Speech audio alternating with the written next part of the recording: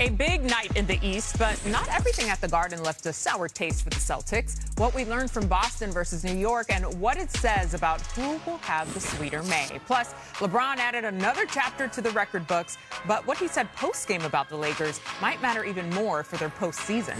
And star sitting, statuses uncertain, from Spider Mitchell to Wemby to Jokic, how tonight could reshape the entire playoff picture.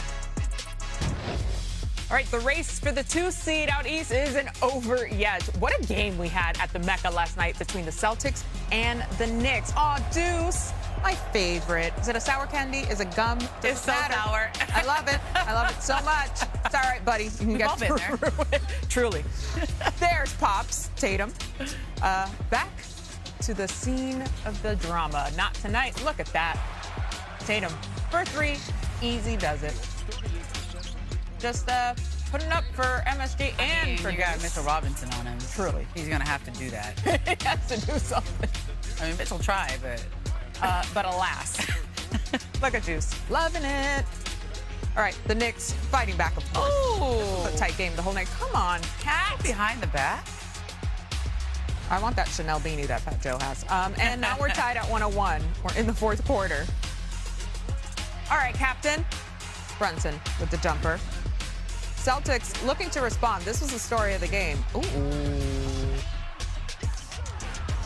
Fireman having himself a night. 6 threes. He has had himself a year. Truly. Unsung hero. Speaking of heroics, Josh Hart. Down to the wire here. Final minutes. See, and you notice that lefty pass from Brunson? Because he's left-handed. Exactly. What a lucky dude. The Southpaws are something special. Here's Hart. I mean, they're daring him to beat them, and he did. Yep. That's it. Hart scored 15 points in the 4th quarter alone, finished with 26 on the night.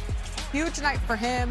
Even bigger one for the Knicks as they take the victory 112 to 106, and Madison Square Garden erupts. What a night. Yes, give him the cape. Let's go ahead. You've always talked about how when teams are going to leave you open, you have to make them pay. Is this something you've just been working on all season? Yeah, Joe and Pete, I've been working with them shooting every day. The first half I was ass. So I had, the second half I knew I had to bring it. To Josh's credit, Boston, their game plan was to let him shoot, and he stepped up and and he knocked down big shots. If they leave any of our guys open, we want our guys to let that thing fly, and Josh did tonight, knocking down big shots. The Knicks won their 52nd game of the season, their most in the Jalen Brunson era, and most since winning 54 back in 2012-2013. Right, we've got Kendrick Perkins, Ramona Shelbourne here with us. I'm MJ Acosta-Ruiz in for Malika. Hey, Perk, do you agree with Mike Brown that the Knicks are heading in the right direction for the postseason? Hey, MJ, Ramona, listen. I know at times I'm not the sharpest knife in the drawer, but I'm always a butter knife in the drawer, okay? And I will say this. They are finally listening. They get it. Something I've been asking from the Knicks all season long. And guess what? Listen to what Jalen Brunson had to say. Do you know why it took so long to start running that more often? No. Do you think it's an effective play that maybe should have been utilized a little bit earlier? Very effective play. Good talk.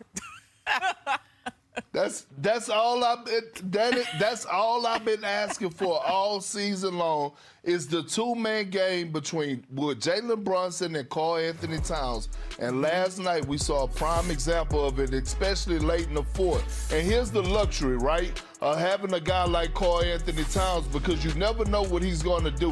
He set a hell of a screen. Derek White probably was looking for him to pop. All of a sudden he rolls to the basket, perfect pocket pass from Jalen Brunson. Now, same action. All right, he goes under. One of the best shooting bigs to ever play the game of basketball. Jalen Brunson delivers a dime on time, on target, and now they're finding their chemistry. And when you think about the last 2 games, they ranked first They rank first when you look at the two-man action. So they're finding the recipe and they're trending in the right direction. And if they're trying to get to where we know they're trying to go, it's going to have to be with the chemistry of those two guys offensively, and especially late in the fourth with that two-man action. Look, they've always had this, right? They've always had that two-man game. It's just a question of whether other teams take it away from them, and then do the Knicks have a counter? And I think they had it so well at the beginning of last season. Then teams started adjusting. They threw a different defense at them. The Knicks had no counter. Part of the reason why Tom Thibodeau is no longer the head coach of the Knicks. And I think it's taken until now for them to rediscover this. Now it's a matter of how do teams adjust to this afterwards. But because they haven't been running this as much as you've been calling for, Perkins, pretty much everyone in New York has been saying, run the two-man game. Carl Towns has had to find other ways to score. He's had to find those garbage man points, right? And I think that's actually going to be good for the Knicks in the long run, because it does give them a different look and a different way to score than just that two-man game. Because in the playoffs, in a 7-game series, especially with Boston, like Jaylen Brown didn't play last night. They know they're going to play each other in the playoffs. They're holding something back. Yeah. Okay, these two teams have studied each other. They know each other. The bigger strategy, it always comes down to that, no question. On the other side, it was an emotional night for Jason Tatum, returning to New York 11 months after tearing his Achilles in Game 4 of the Eastern Conference semis. After the game, Tatum spoke on getting over the mental hurdle of being back at MSG. It was a big moment, big hurdle for me. You know, I was nervous and anxious to come back here. You know, obviously I wanted to win and play great, but more importantly, I just kind of wanted to walk off the court, you know, on my own 2 feet. Yeah, Tatum logged 39 minutes, 45 seconds against the Knicks, his most regular season minutes in nearly a year. The last time he had more time against this squad was on April 8th of 2025. And yes, it was at Madison Square Garden. So, Perk, now that we've seen Tatum really stretch himself out in that arena, what's your biggest question left for the Celtics heading into the last week of the regular season?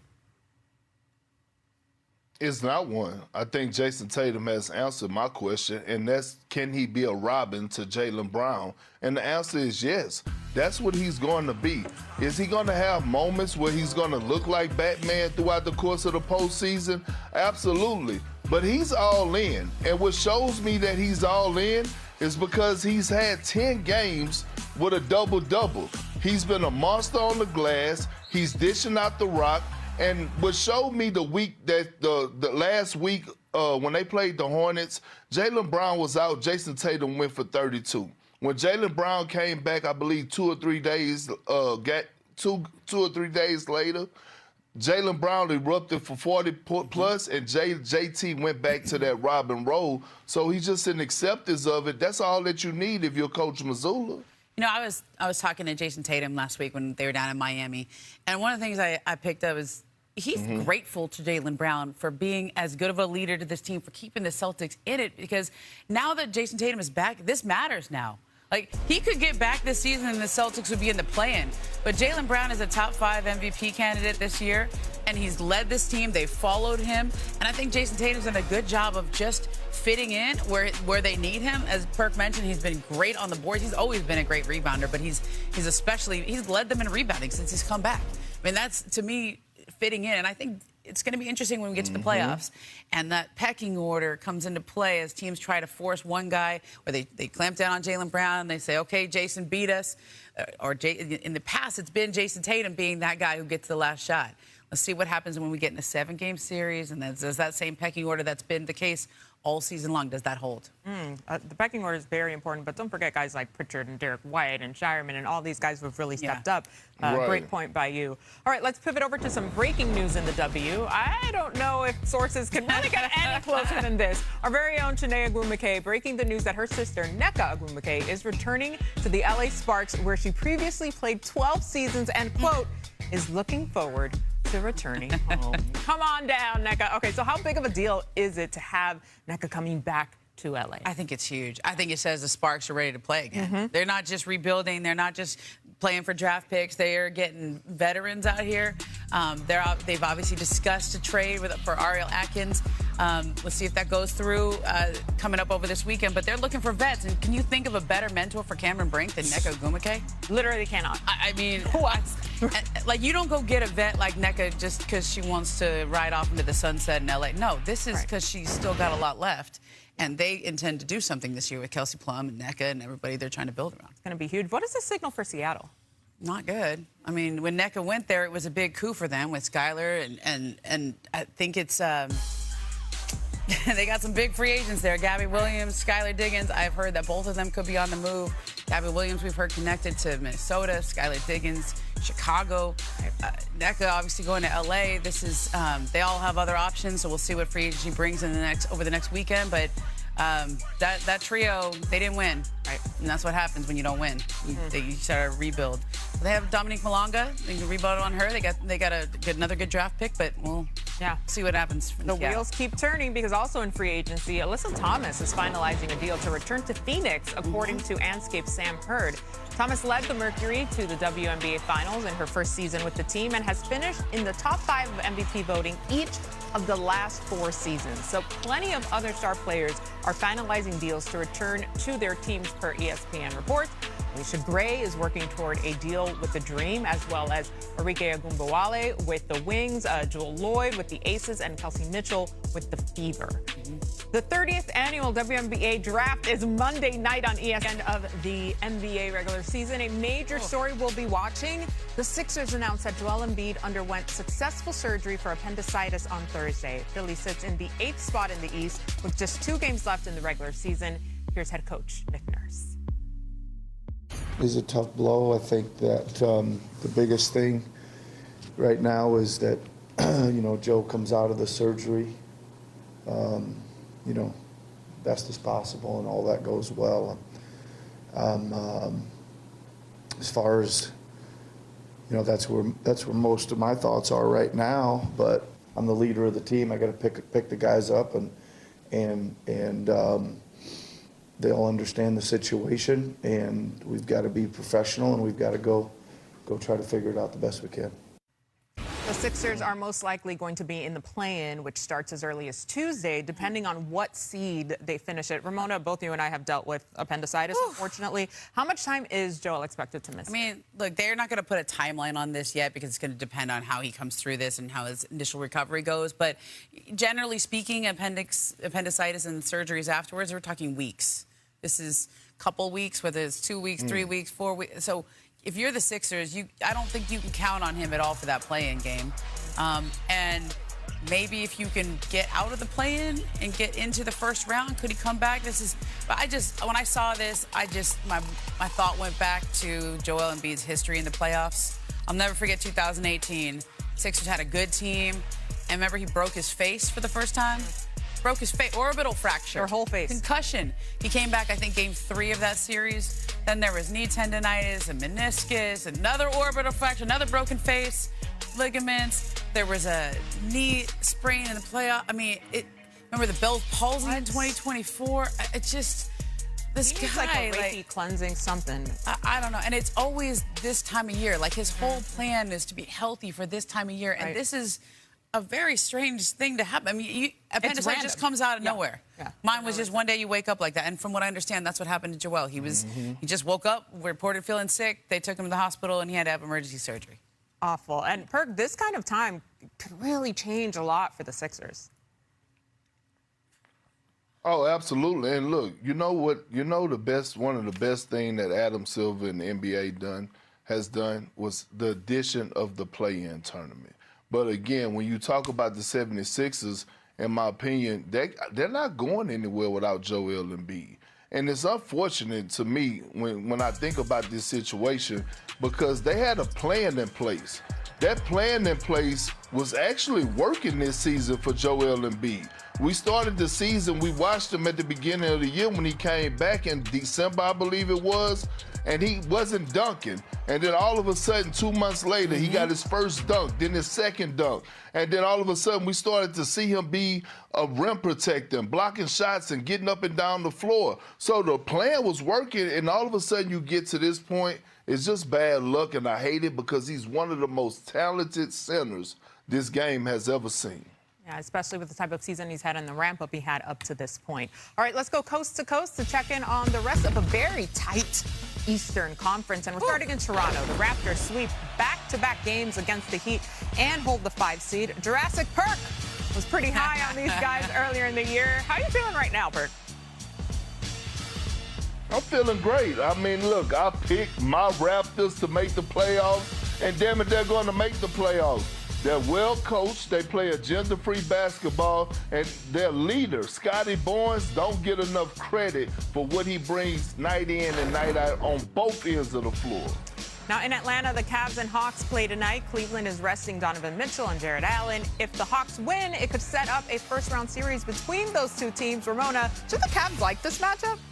I mean, I think Atlanta's been on one in the second half of the season. I think it's a dangerous match. But if you're Cleveland, you just got to go through people. You got to get to their healthy. And so you got to rest on James Harden, Donovan Mitchell, and make sure that they're healthy going into that series. All right, over in Charlotte, the Pistons are in town. Last time they played, it got a little spicy.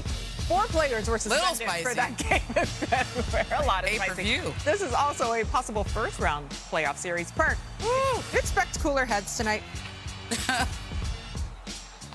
Oh, absolutely not. Look, they're not going to fight, but you better believe that they're going to be competing. I believe Beef Stew is back as well as Oh, Cade. my gosh. It's going to be some, you know what I'm saying? They're going to be ready to get their feet hot. Not in a fighting way, but an old school 90s physicality, basketball in the trenches type way. Let's go. That's all we want. Now, the only seed in the East that is 100% confirmed, the Pistons at number 1. Everything else is still in play. The top 4 will be rounded out by Boston, New York, and Cleveland in some order.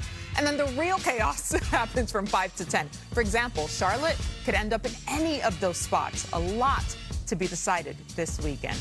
But fortunately, you do not have to wait because we have the Perk-dictions right now, Perk. Let's start You've with been the waiting East for this playing. segment. What is your crystal ball saying? Well, it's been a minute, and again, this is why I love Adam Silver. One of the reasons, the addition of the play-in tournament. To me, the playoffs started 2 months ago. Now, I'm going to show you how the East is going to shake out. I got the Hornets and the Magic are going to match up in the play-in tournament. Okay. And I have the Hornets beating the Magic because I trust the Hornets and their culture more than I trust the Orlando Magic. So now that puts the Orlando Magic down at the bottom to play the winner out of the 76ers and the Miami Heat. The Miami Heat, they've been struggling. I just don't like their chemistry, their offense, and I understand that's Eric Spoelstra coaching, but I got to go with Tyrese Maxey and Paul George because they've been balling. So you slide them over. Now they got to play the Magic, all right, to see who's going to get that 8th spot in the Eastern Conference. And guess what? I'm actually rolling with the Orlando Magic. I think Paolo Banchero is going to rise to the occasion. The 76ers with no Joel Embiid. And so now all of a sudden you got the Hornets at the 7th seed. We have the Magic at the 8th seed. And now we're ready to rumble. Oh, all right, Perk. So here's a full playoff bracket. Ramona. So here we are. Yeah. Walk us through, Perk. Oh, you're going to go all the way through. So now, first round of the Eastern Conference. First round of the Eastern Conference, we're going to have a brawl for it all. We got the Pistons versus the Magic.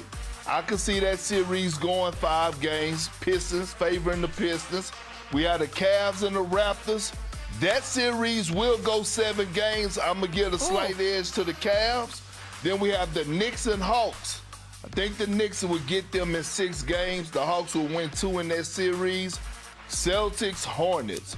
You talk about some action right there. LaMelo Ball, Con Knipple, Jaylen Brown, Jason Tatum. Celtics get them in 6 games. What you think, Ramona? I like that, although I kind of feel like Cleveland going to play Atlanta. I think that 4 or 5, I think that's going to be Cleveland, Atlanta. And then Knicks, Raptors. I think those 2. I like who you picked to win. But I feel like those 2 series might be different than how they finished this year. Back to NBA Today. How would I describe my game? It's whatever you need, man. 7-in-1 blade. Oh, LeBron! Everything is in it. I'm locked in on the prototype. James! this. It all depends what you need. What a night for LeBron. You want a carbon copy? I can do a little bit of this. He's looking to take over. So I can do a little bit of that. Who else but the king? A lot of bit of that. How they sleep on me, but I seen everything come true. I'm saying, man. Whatever you need, bro. Let's go! Whole black down to KO. My name should be Costco, for real. Hey, if LeBron wants us to call him Costco, so be it. We shall call him Costco. Everything was on display Don't get that last tattoo. night in the Bay. Can you imagine? All right, there's LeBron plus the foul. He knows it. You know he got an attitude when you see that face. Oh, yeah. Right away. Just an easy three. Well, the Lakers were playing what was left of their starting lineup. Correct. The Warriors were playing Draymond Green and Bronny over to Pops. other guys. First son-to-father assist in NBA history. I love it. I love it. All right, final seconds of the quarter. How he's going to travel. So serious. It's too much. Go. Just another day in the life of LeBron James, honestly. Still got it. Early second. LeBron, doesn't matter how many people were on him, still got the three. We jump to the third. A little role reversal. LeBron to Bronny. Not one, but two LeBron on there. Little father-to-son assist. It is very wholesome content, I will say. Fourth quarter. Played a lot in this game. On the break. Points. Lebron. Hammers at home. I mean, what's he thinking in the dunk contest? Vintage LeBron. 26, 8, and 11. Lakers win 119 to 103. Steph wore the LeBron shoes. At this point, with everything going on, what's required? What do they need from you, Bron? Everything. So, when nothing changes for me, it's just back to the old ways, and I got to give them my leadership both on the floor and off the floor. I got to lead in all facets on the court. I got to both ends. It's what the job requires. So, I look forward to it and see what we can get done. LeBron has not played like he's 41 the last two games. He followed up his 39-15 game Sunday at Dallas by putting up a 26, 8, and 11 line last night in the Bay. Hey, Perk, LeBron says the Lakers need everything from him, but can James give them enough to really keep the Lakers afloat? Y'all know how I feel about Bron. I feel like to me, he's the greatest. He's the greatest player to ever touch the damn basketball. He is the GOAT.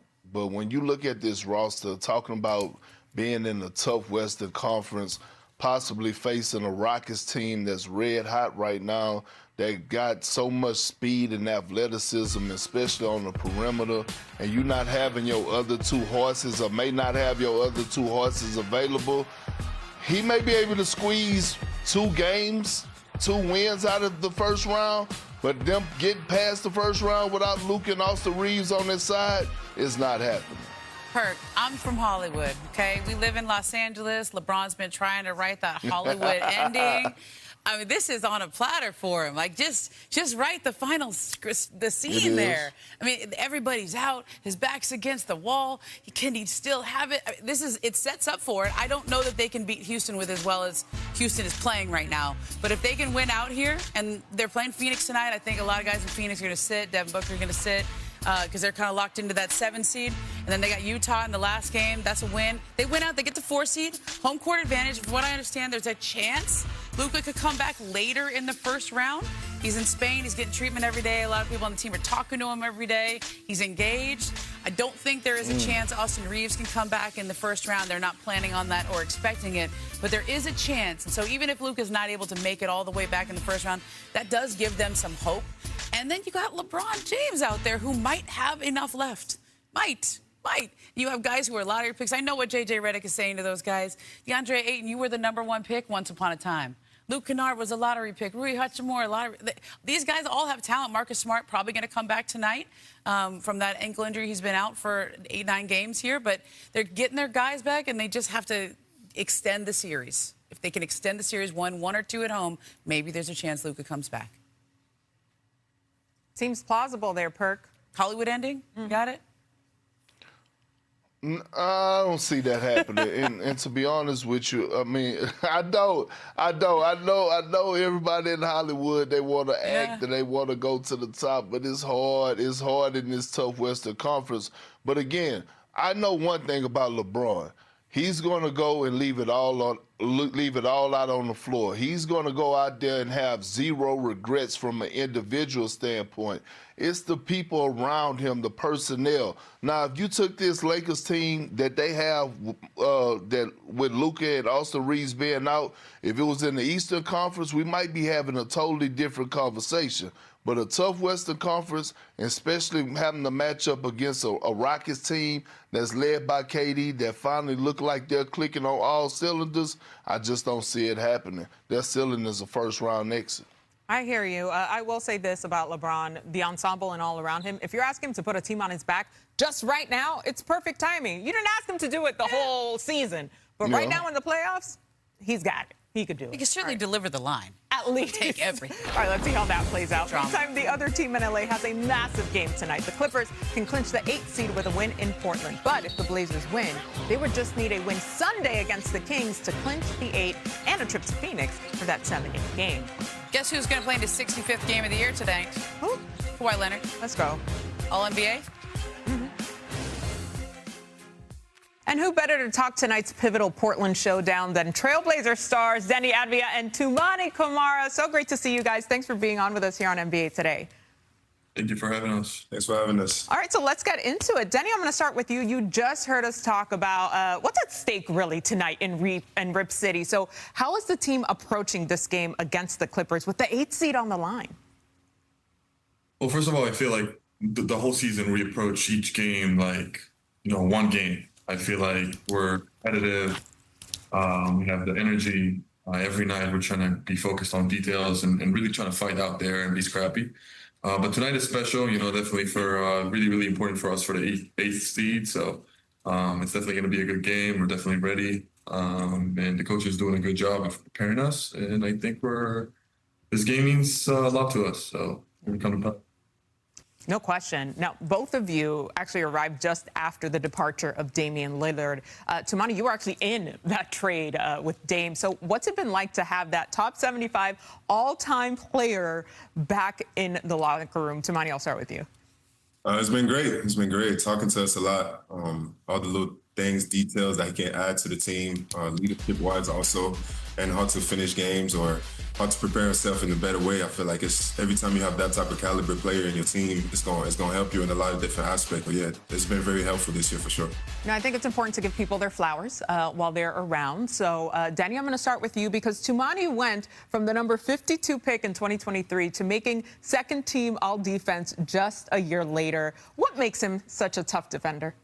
Well, first of all, I'm having fun playing with him because, he understands basketball. At the end of the day, he's always trying to make the right play. He's always trying to compete. And he impacts the game in so many ways. I mean, you're talking about his defensive presence. I mean, he's always been good and guarding and locking up guys. But, his offensive abilities are coming along. He's showing a lot more and he improves. And I think he has a lot more to him to show. And you've seen his game evolve really since he first arrived at Portland.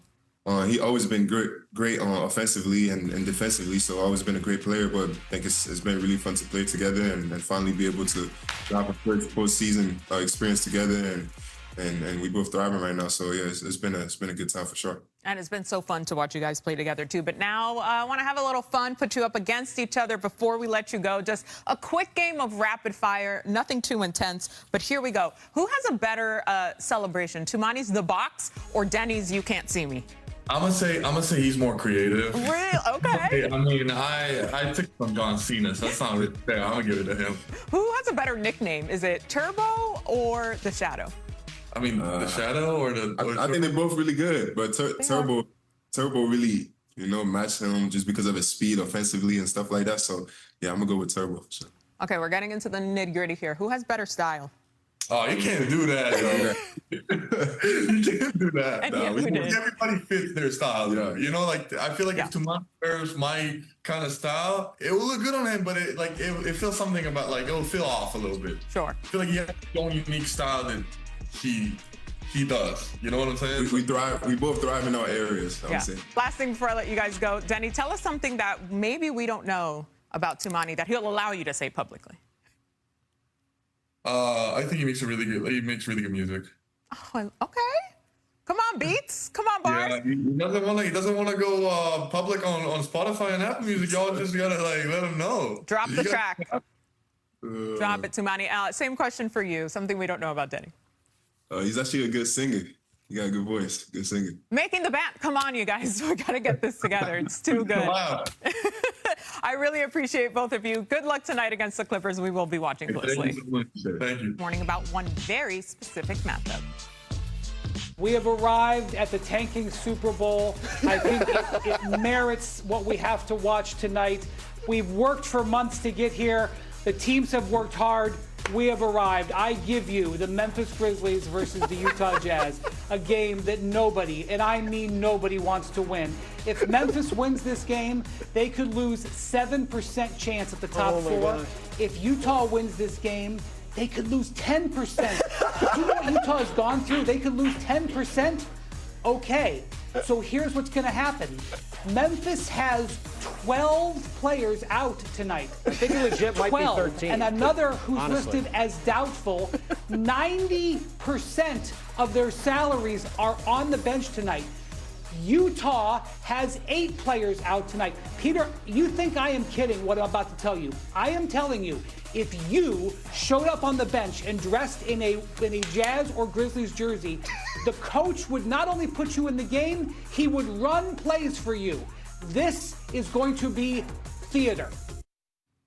I really wish that Wendy would open up more and tell us how he really feels about it all. Is there a flight that's going to get me to that game? Because I'd like to put that theory into test. Shoot your shot, quite literally. Never got a chance. Why not take it? Might as well. Our hoops analysts here, King McClure and Sean Farnham, join us in the studio because, guys, the draft lottery, it's 1 month from today. And our scientists have been in the lab busy building a draft simulator. So why don't we take it for a little spin, a test drive, if you will, and see who gets the #1 pick. Ooh, this is fun. Let's spin lottery. Well. All right. All right. Well, first of all, the Hawks would be so excited that they made that trade last year that sent Derek Queen to the Pelicans. I think, regardless of who was up there, I think A.J. DeBonsa has separated himself. He would be my #1 pick there. Yeah. I wholeheartedly agree. When you look at this play, especially when Richie Saunders went down, A.J. DeBonsa is the only right answer. Oh, okay. That makes sense. You want to do one And this is a loaded draft. Let's do it one more time. Okay. Because I want to try to see if we can get the Pacers out of the top 5.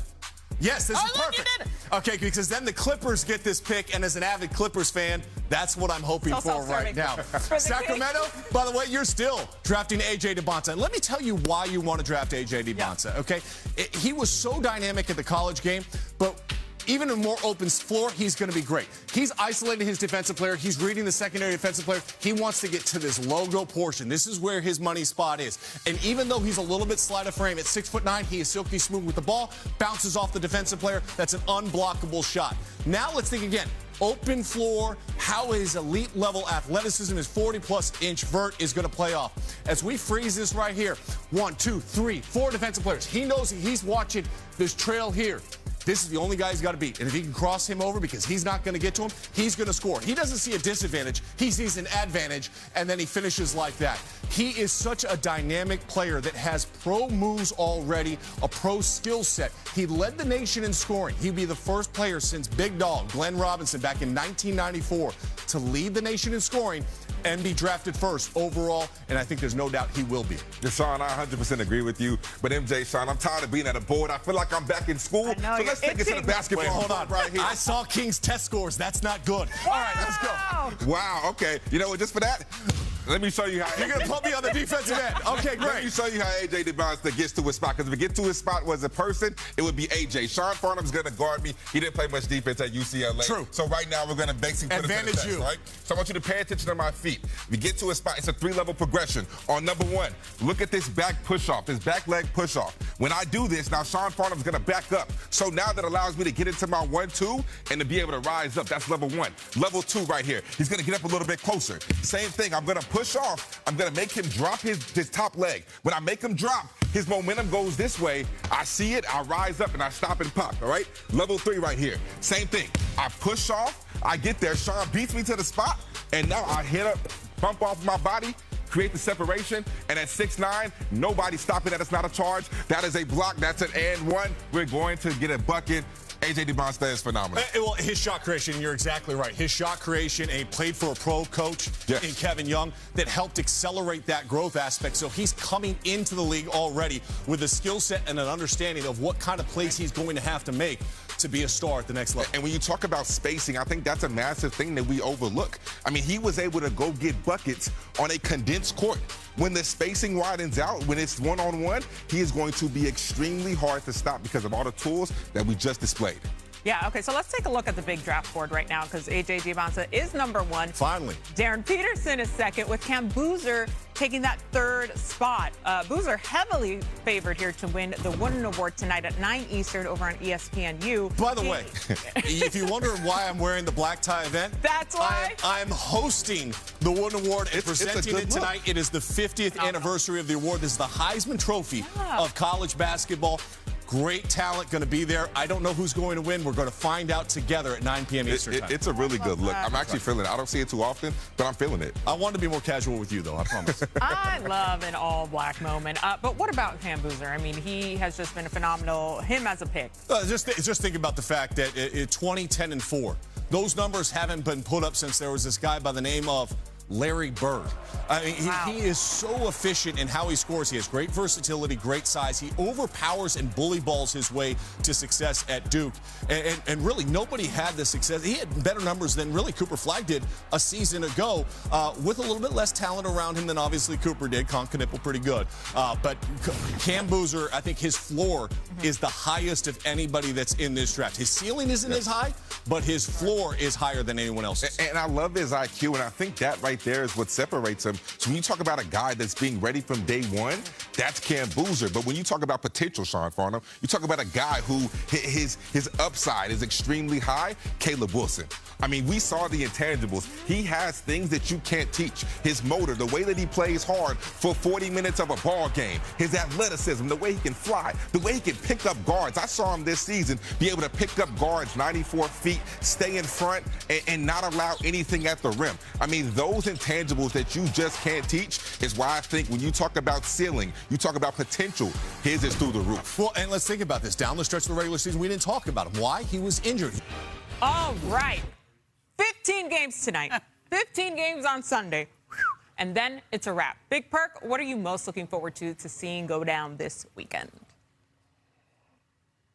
Oh, it's the San Antonio Spurs and Wemby. Which one of those games is he going to play in? We know he needs to play in one in order to qualify so that he could win his Defensive Player of the Year award and win his first team All-NBA selection, his first team All-Defensive selection, and also, like Kenny Atkinson said the other day for the Cavs, I feel like one of these games needs to be a dress rehearsal for the Spurs, right? Ending the season, everybody clicking on one cylinder, and also finding your rotation. So I'm looking forward to seeing which one of these games is not only Wemby going to play in, but it's going to be the dress rehearsal for the San Antonio Spurs heading into the postseason. I'm glad you talked about a team that is actually playing for something because, with apologies to my friend Brian Windhorst, I think that's what we should be focusing on. The Clippers and the Portland Trailblazers are playing for the A seed in the Western Conference. That's a game that actually matters. Kawhi Leonard is playing in his 65th game this season, means he's eligible for All-NBA. If he scores 20 points, that would be his 56th consecutive game scoring 20 points in a game. That's one shy of Bob McAdoo's record, so he would tie Bob McAdoo. This is a game that actually matters for seeding. We should be paying attention to the guys that are actually playing for playoff spots and not the teams that are trying not to win and are trying to get that pick in the lottery, which we just saw is so random. You just push a button and a different team comes out. Come on. Who knows? For me, it has to come down to Wendy was funny, though. He is funny. He is hilarious. For me, it comes down to the Rookie of the Year race. Con, Flagg, all season long, we've been watching these two. Con pulled ahead a bit. It was almost a given that it would be Cooper Flagg at the beginning of the year, but now it's a tight race, and I love to see it, especially because the Hornets have stepped up so greatly. And happy birthday to our researcher.